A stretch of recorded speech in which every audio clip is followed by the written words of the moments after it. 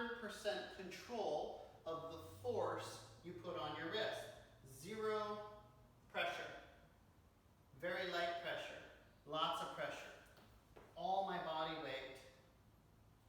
So, again, always work in your pain-free ranges. So, first thing we're going to do is extension. So these are the wrist extensors. They're often the ones that are overworked. We're stretching the wrist flexors when we go into extension.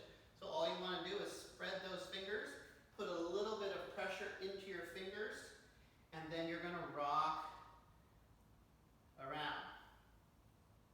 5, 10 rocks, whatever's comfortable. As you feel it get a little easier, you can put a little more pressure. And then you want to play with different hand locations.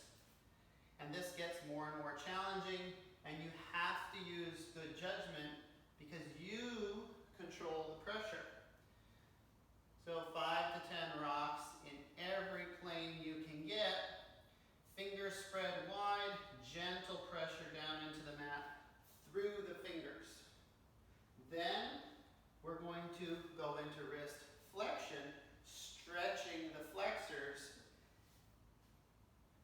And same thing, spread those fingers and rock back and forth, stretching those wrist flexors. Again, this has to be pain-free.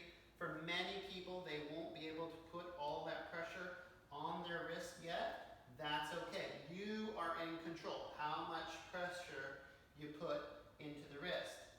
But eventually, you will be able to increase that pressure as your wrists become more comfortable. Just like in wrist extension, we want to change the plane of